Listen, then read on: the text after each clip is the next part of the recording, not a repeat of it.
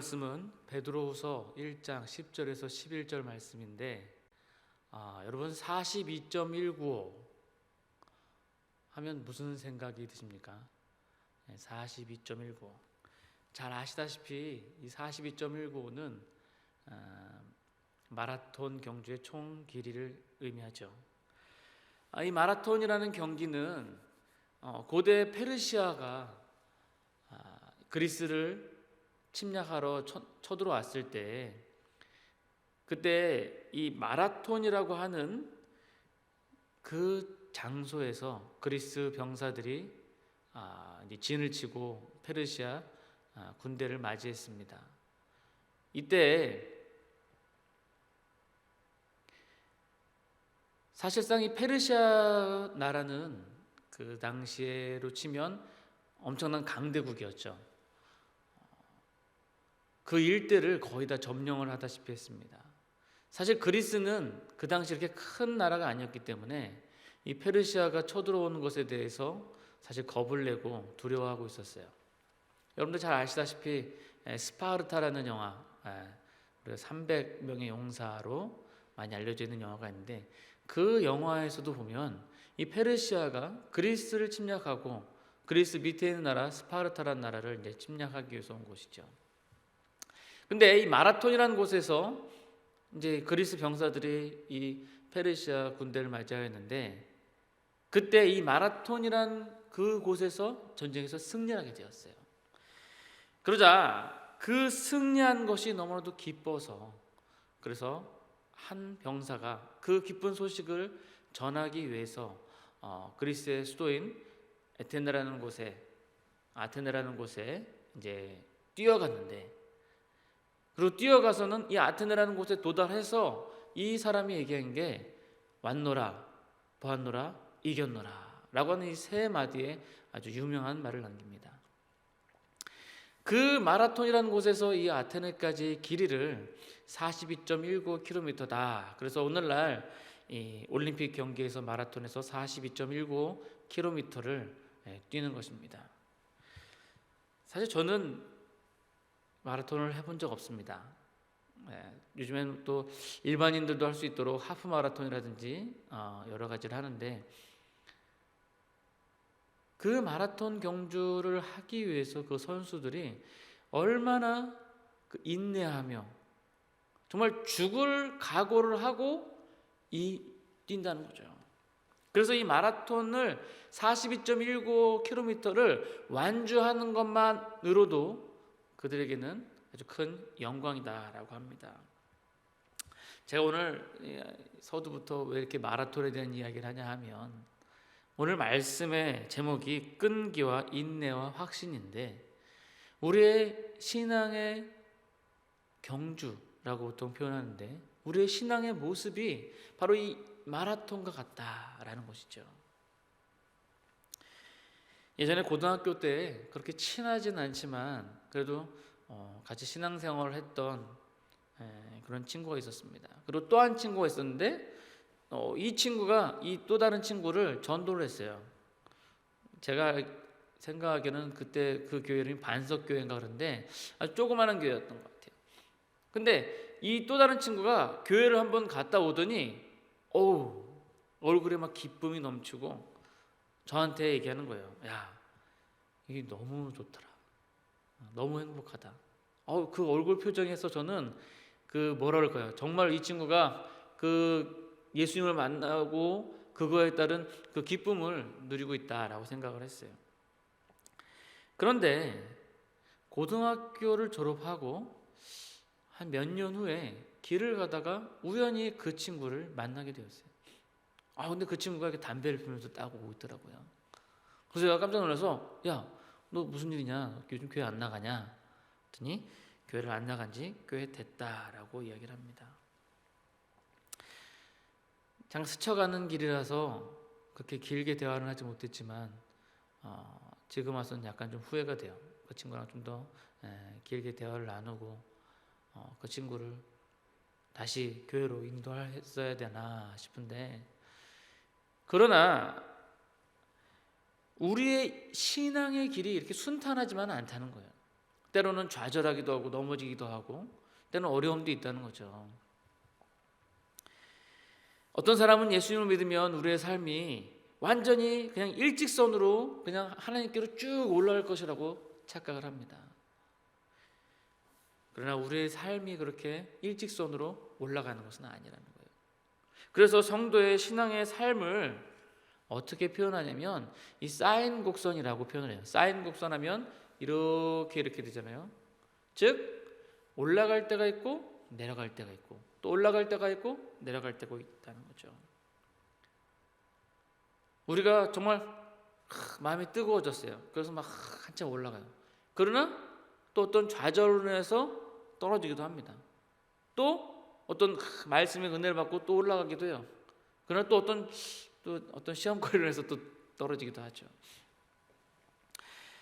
그래서 그 여정을 우리의 신앙의 여정을 철로 역정이다라고 해요. 다시 말하면 천국에 가는 길이라는 거죠.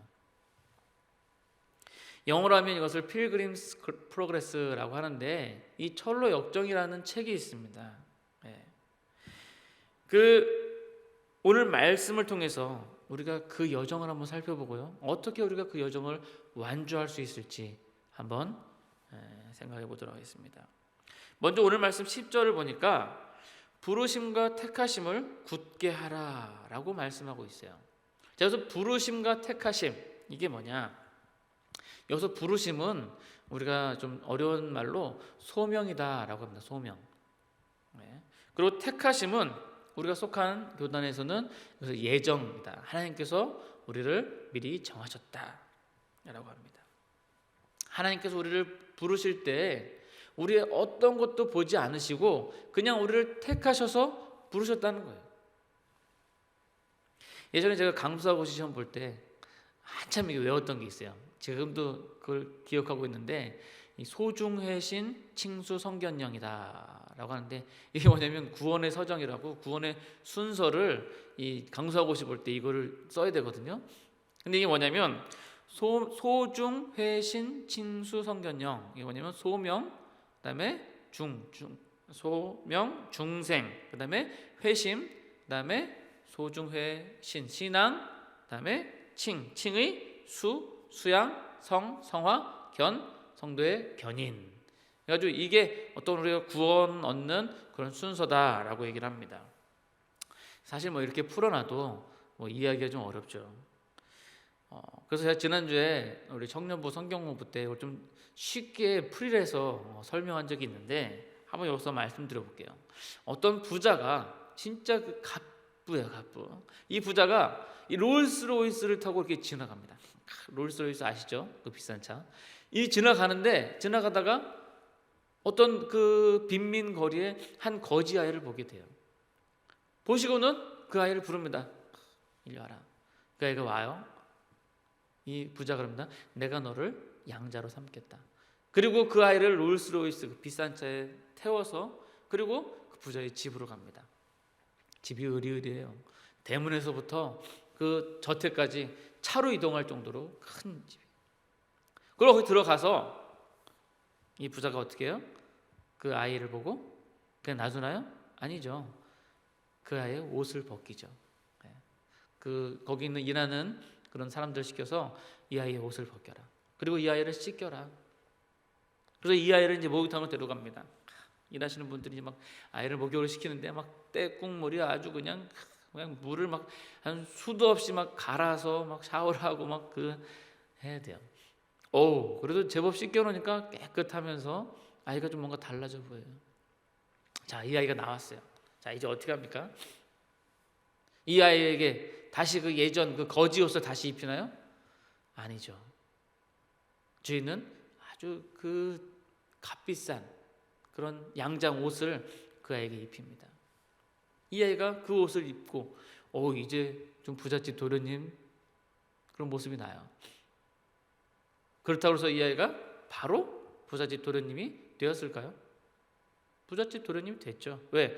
이 부자가 이 아이를 양자로 삼기로 결심했으니까요. 자, 이제 이 아이를 어떻게 합니까? 식탁으로 데려가요. 맛있는 식탁. 막 식탁에 막 아주 진수성찬이 다 놓여져 있어요. 자, 근데 이 아이가 어떻게 합니까? 바로 그냥 식탁 앞에 있는 치킨에 손이 갑니다. 예, 족발에 손이 갑니다. 그냥 막 쑤셔 넣기 시작합니다. 막 그 좋은 옷인데 그 좋은 옷으로 그걸 닦습니다. 예, 정신없이 먹습니다. 자, 그것을 보고 있는 부자가 어떻게 합니까? 예, 가정교사를 고용을 합니다. 그리고는 그 아이 옆에 앉혀놔요. 그리고 아이가 손으로 이것을 집으려고 할 때 어떻게 해요? 때립니다.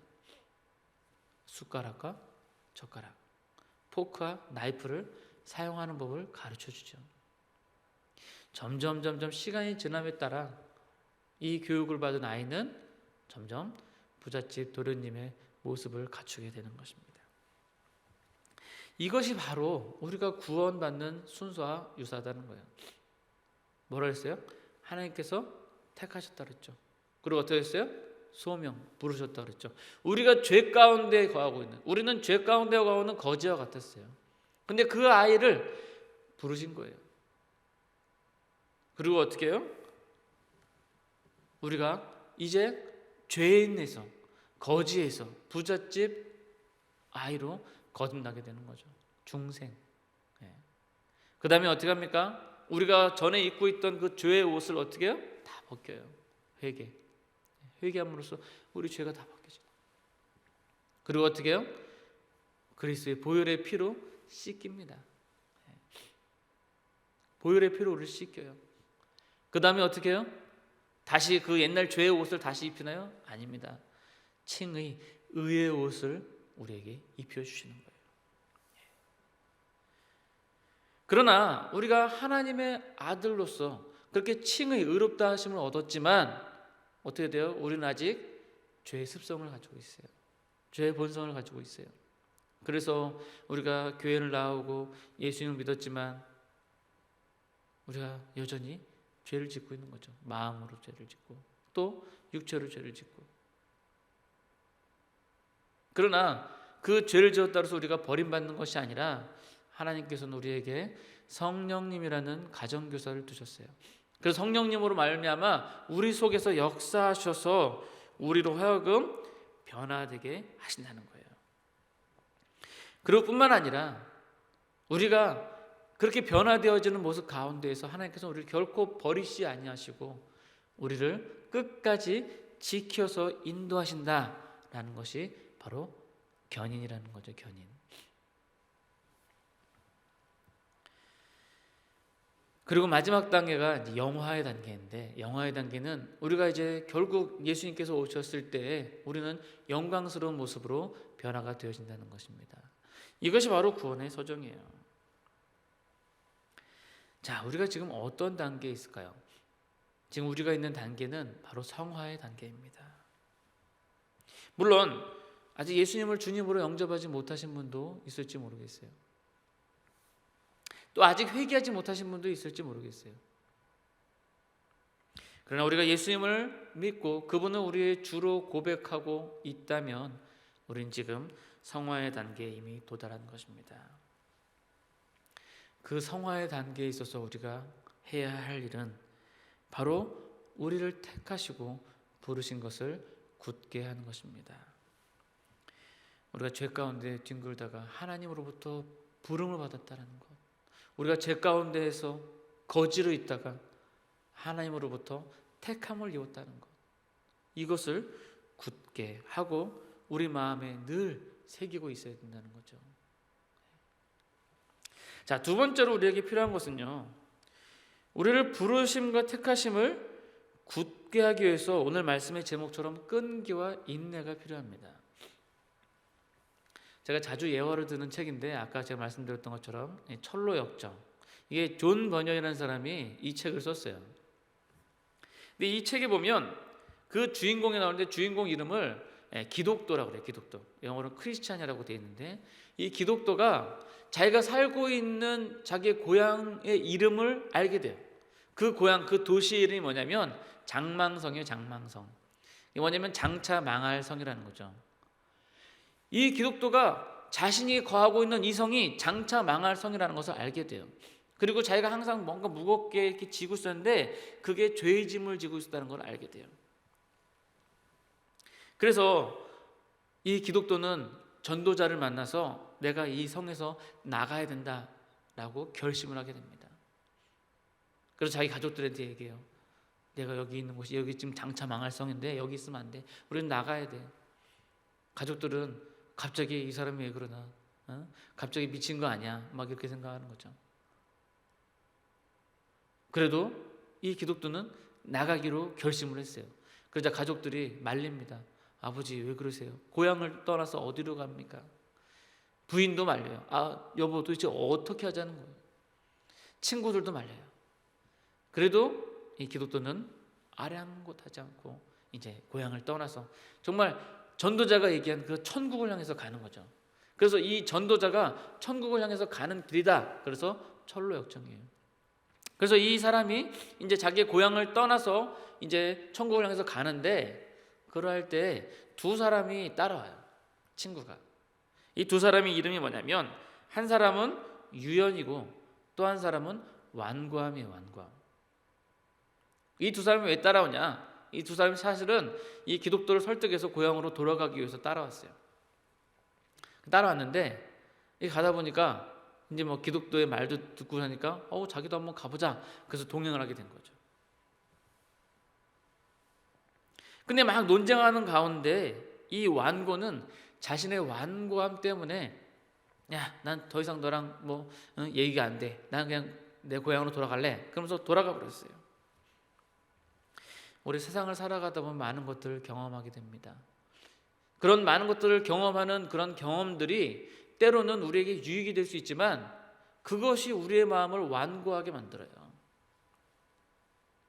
그래서 그것이 정말 우리 속에서 굳어지다 보면 뭔가 새로운 것이 들어오기도 힘들고 그래서 그런 사람들에게 복음을 전하는 것도 상당히 어려움이 있어요. 왜?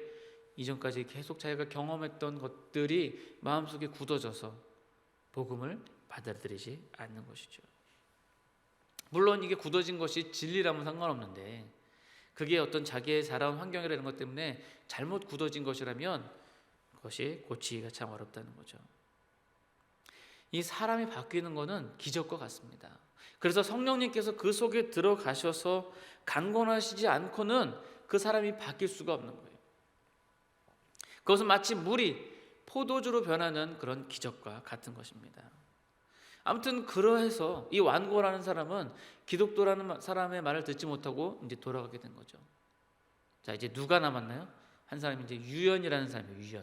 유연이라는 사람은 그 말 그대로 남의 말을 잘 들어요. 그러니까 이 기독도가 얘기했을 때 귀가 이제 솔깃해지는 거죠. 그래서 이 유연이라는 사람이 이제 기독도랑 같이 동행을 하게 돼요. 근데 그러다가 앞에 늪을 만나게 됐어요. 늪을 만나게 되고 어떻게 하나 막 그러는 가운데 이 기독도가 그래도 내가 가기로 했으니까 가자. 그러면서 이제 가요. 가는데 늪에 빠져서 허우적거리는 거죠. 이제 그러한 모습을 보니까 이 유연이라는 사람이 이제 겁이 나는 거예요. 겁이 나서 야, 난 그냥 돌아간다. 그러면서 그냥 집으로 돌아가 버렸어요. 이 철로역정 참 재밌습니다. 이게 거기 나온 등장인물들의 그 이름이 아주 그 캐릭터요, 그 사람들의 성격에 맞춰서 이렇게 돼 있어서 한번 여러분도 한번 읽어보십시오. 그래서 이 유연이라는 사람은 돌아가요. 그러니까 귀가 밝은 사람은 어떤 어려움 만날 때 그 신앙을 끝까지 지키지 못하고 거기 돌아가게 되는 거죠. 자, 이 기독도가 늪에 빠져 있는데 이 빠져 있을 때 그때 이 전도자가 갑자기 나타나서 이 사람을 구해주죠. 구해주고서 이야기합니다. 야, 옆에 다리가 있는데 왜 다리를 안 건너가고 늪으로 들어갔니? 라고 얘기를 하는 거죠. 우리 앞에 이런 늪과 같은, 우리가 신앙에 경주를 하다 보면 이런 늪과 같은 장애를 만날 수가 있어요. 그러나 그런 장애를 만났을 때 우리가 두려워할 필요가 없다는 거죠. 왜? 고린도전서 10장 13절에 뭐라고 되어 있습니까? 사람이 감당할 시험 밖에는 너희가 당한 것이 없나니 오직 하나님은 미쁘사 너희가 감당하지 못할 시험 당함을 허락하지 아니하시고 시험 당할 즈음에 또한 피할 길을 내사 너희로 능히 감당하게 하시느니라. 우리에게 신앙생활을 하다 보면 우리에게 시험이 올 수 있어요. 그러나 하나님께서 분명히 말씀하시기를 사람이 감당할 시험 밖에 너에게 허락하지 않으셨다 그랬어요. 뿐만 아니라 감당 못할 시험이 우리에게 혹시라도 온다면 시험 당할 즈음에 우리로 피할 길을 주신다고 했어요. 이 기독도에게 앞에 늪이 있어요. 앞에 장애가 있어요. 그러나 하나님께서 감당 못할 시험을 우리에게 주시지 않고 또한 그 옆에 피할 길을 주셨다는 거죠. 우리가 하나님께 기도하고 하나님께 의뢰하면 우리가 그 피할 길을 찾을 수 있을 줄 믿습니다. 애굽에서 나온 이스라엘 백성들은 이상한 거예요. 왜 자꾸 바닷가로 가지? 뒤에 애굽 군대들이 쳐들어오는데 왜 자꾸 바닷가로 가지? 그들 앞에 큰 홍해를 마주치게 됩니다. 뒤에는 애굽 군대들이 쫓아오고 있어요. 이 애굽 사람들은 도무지 이해를 못한 거예요. 하나님께서 그들에게 홍해가 갈라지는 큰 기적의 역사를 보여주실 것이라는 것을 이 사람들은 상상도 못했다는 것이죠. 뿐만 아니라 그 홍해가 갈라지는 기적뿐만 아니라 자신들의 뒤를 따라오던 애국 군대를 그 바닷속에 다 수몰시킬 것이라는 것을 이 사람들은 상상도 못했던 것입니다. 결국 우리가 인내와 끈기를 가지면 우리는 하나님께서 하시는 놀라운 일들을 목격하게 되는 것입니다. 자, 세 번째로 11절을 보니까요, 이같이 하면 예수 그리스도의 나라에 들어감을 넉넉히 주신다고 합니다. 제가 설교를 하면서 특별히 강조하는 것은 하나님의 나라입니다. 예전에 제가 설교를 할 때 마지막을 바라보는 신앙이라고 종말에 대해서 설교를 한 적이 있습니다. 저는 이 천국에 대한 설교가 참 좋습니다. 오늘날 이 세상이 아무리 좋다고 해도 우리 천국의 삶과 비교가 되겠습니까? 그래서 이 세상의 첫날보다 천국에서의 하루가 더 낫다라는 그런 말도 있지 않습니까? 왜? 그곳에 예수님이 계시잖아요. 그곳에 하나님께서 계시지 않습니까? 그래서 그곳을 하나님의 나라, 예수님의 나라라고 얘기를 합니다. 그곳이 바로 우리의 골입니다. 골. 이 축구 선수들이 전후반 45분 경주를 하는데요, 열심히 뜁니다. 근데 그들에게는 한 가지 골이 있어요. 골. 그게 뭐냐면 자기가 가지고 있는 이 볼을 저 골대에 집어넣는 거죠. 또 우리 편 골대를 방어하는 거죠. 아무튼 우리 편을 방어하면서 자기의 공을 저 골대에 집어넣어서 골을 시켜서 점수를 얻는 것, 그것이 바로 축구 선수들의 목표입니다. 그래서 저는 사실 예전에는 이 골이라는 게 볼을 얘기하는 줄 알았어요. 볼을 골이라고 얘기하는 줄 알았어요. 근데 알고 보니까 이 골이라는 게 영어로 어떤 목표라는 거죠. 그래서 볼을 저 목표에 집어넣는다. 그래서 그거를 골대라고 얘기를 합니다. 골대. 다시 말하면 우리가 그런 목표를 가지고 있어야 된다는 거죠. 골대.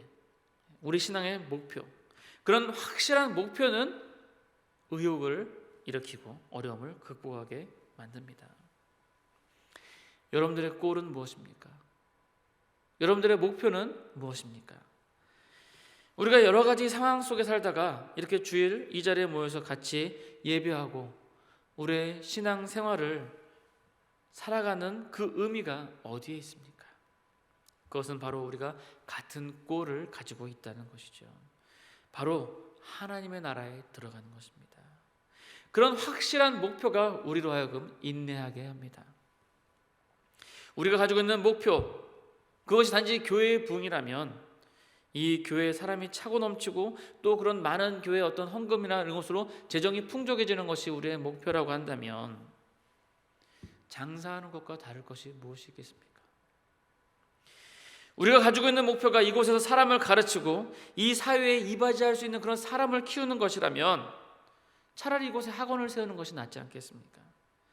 우리의 목표는 하나님 나라에 들어가는 것입니다. 그 목표가 확실할 때 우리 앞에 있는 장애는 결코 장애가 되지 못합니다. 우리 안에 있는 어려움도 어려움이 되지 못합니다. 따라서 중요한 것은 우리의 목표에 대한 확신이라는 것이죠.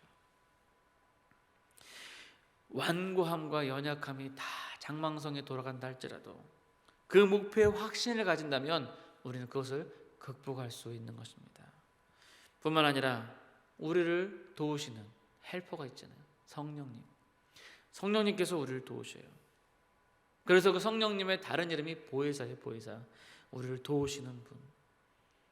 제가 초반에 말씀드렸던 것처럼 가정교사로서 우리가 거룩한 길을 갈 수 있도록 가르치시며 지키시고 도우시는 분.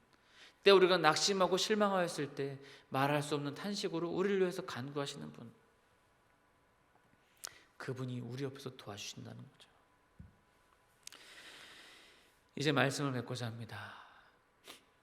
우리가 신앙생활을 하면서 필요한 것이 바로 끈기와 인내와 확신입니다.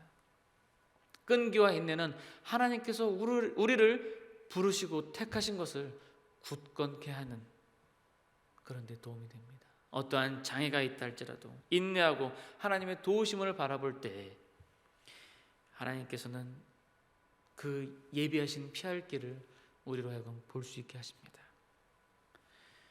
또한 우리가 인내하고 끈기로 부르심과 택하심을 굳게 할 때 성령님께서 우리 옆에서 우리를 도와주십니다. 또한 우리가 정말 하나님 나라에 대한 확신을 가지고 그 목표를 가지고 나아갈 때 우리가 비록 절망의 늪에서 허우적거릴지라도 그 방향을 잃지 않고 나아간다면 우리는 인내하고 끈기할 수 있을 것입니다. 여러분들은 지금까지 그 신앙생활을 하면서 사실상 이 모든 것들을 경험하셨어요. 아니, 지금 그것을 경험하고 계실지 모릅니다. 지금 혹시 여러분들 앞에 큰 산이 가로막고 있습니까? 지금 여러분들 앞에 혹시 큰 강이 가로막고 있습니까? 그럼 한번 뒤를 돌아보십시오. 여러분들은 이미 많은 산들을 넘어왔고 많은 강들을 지나왔어요. 어떻게 해요? 하나님의 도우심으로, 성령의 도우심으로, 여러분들이 끈기와 인내로 하나님 나라에 대한 확실한 목표를 가지고 이미 여러분들은 그것들을 조금씩 극복해 왔었어요. 지금 있는 여러분들 앞에 있는 장애 충분히 여러분들은 넘어가실 수 있을 것입니다.